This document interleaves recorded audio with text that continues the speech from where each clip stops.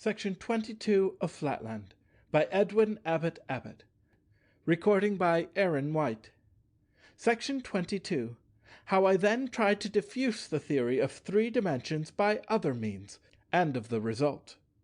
My failure with my grandson did not encourage me to communicate my secret to others of my household, yet neither was I led by it to despair of success. Only I saw that I must not wholly rely on the catch-phrase, upward not northward, but must rather endeavour to seek a demonstration by setting before the public a clear view of the whole subject, and for this purpose it seemed necessary to resort to writing.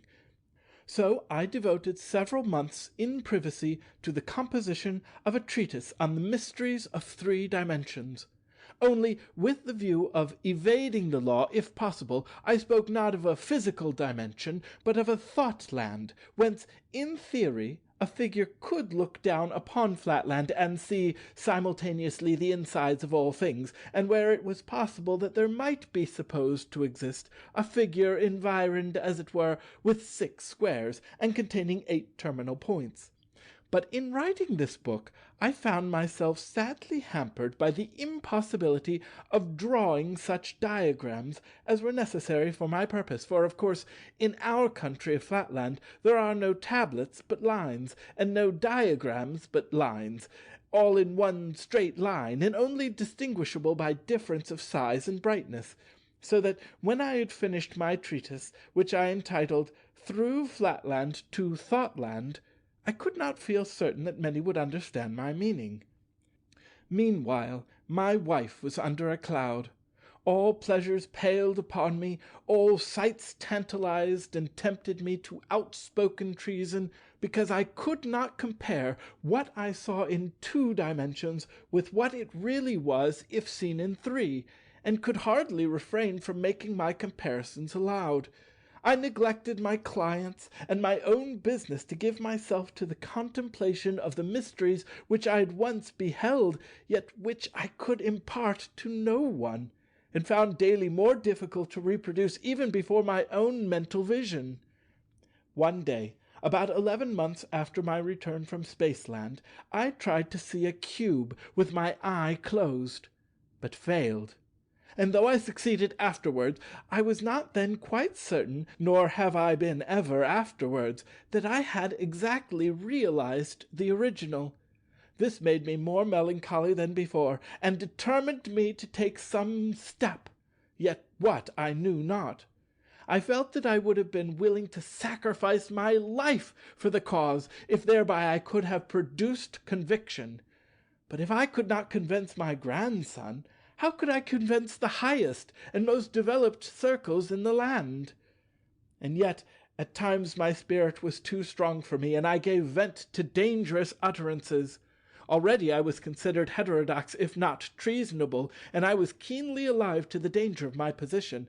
Nevertheless, I could not at times refrain from bursting out into suspicious or half-seditious utterances, even among the highest polygonal or circular society.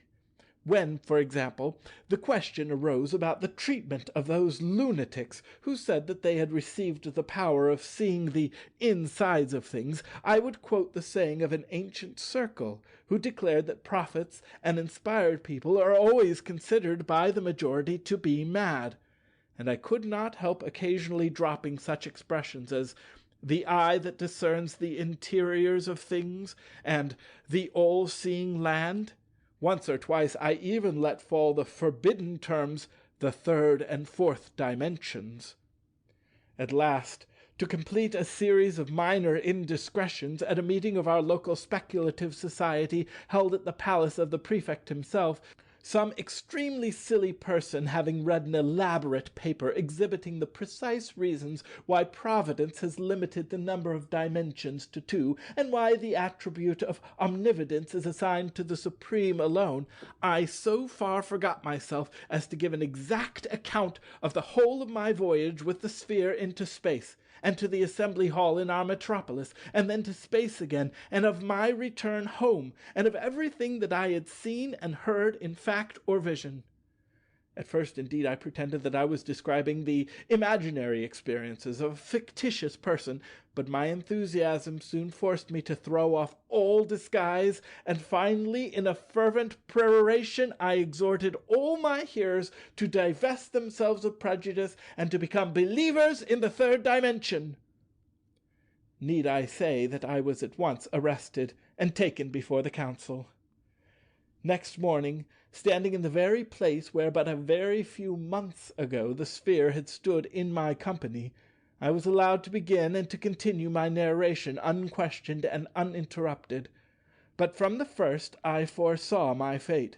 For the President, noting that a guard of the better sort of policemen was in attendance, of angularity little, if at all, under 55 degrees, ordered them to be relieved before I began my defence, by an inferior class of 2 or 3 degrees.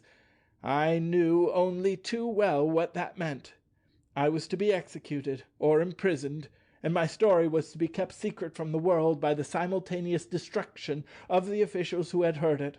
And, this being the case, the President desired to substitute the cheaper for the more expensive victims. After I had concluded my defence, the President, perhaps perceiving that some of the junior circles had been moved by evident earnestness, asked me 2 questions. 1. Whether I could indicate the direction which I meant when I used the words upward, not northward. 2.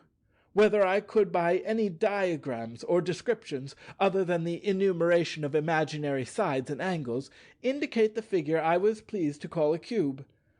I declared that I could say nothing more, and that I must commit myself to the truth, whose cause would surely prevail in the end. The President replied that he quite concurred in my sentiment, and that I could do no better. I must be sentenced to perpetual imprisonment. But if the truth intended that I should emerge from prison and evangelize the world, the truth might be trusted to bring that result to pass. Meanwhile, I should be subjected to no discomfort that was not necessary to preclude escape, and unless I forfeited the privilege by misconduct, I should be occasionally permitted to see my brother, who had preceded me to my prison. 7 years have elapsed, and I am still a prisoner, and, if I except the occasional visits of my brother, debarred from all companionship save that of my jailers. My brother is one of the best of squares, just, sensible, cheerful, and not without fraternal affection.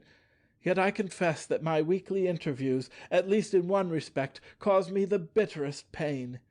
He was present when the sphere manifested himself in the council chamber. He saw the sphere's changing sections. He heard the explanation of the phenomenon then given to the circles. Since that time scarcely a week has passed, during 7 whole years, without his hearing from me a repetition of the part I played in that manifestation, together with ample descriptions of all the phenomena in Spaceland, and the arguments for the existence of solid things derivable from analogy. Yet I take shame to be forced to confess it, my brother has not yet grasped the nature of 3 dimensions, and frankly avows his disbelief in the existence of a sphere. Hence I am absolutely destitute of converts, and for aught that I can see, the millennial revelation has been made to me for nothing. Prometheus up in Spaceland was bound for bringing down fire for mortals, but I, poor Flatland Prometheus, lie here in prison for bringing down nothing to my countrymen. Yet I exist in the hope that these memoirs, in some manner, I know not how, may find their way to the minds of humanity in some dimension, and may stir up a race of rebels who shall refuse to be confined to limited dimensionality. That is the hope of my brighter moments.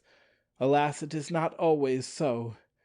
Heavily weighs on me at times the burdensome reflection that I cannot honestly say I am confident as to the exact shape of the once seen, oft regretted cube. And in my nightly visions the mysterious precept, upward not northward, haunts me like a soul-devouring sphinx.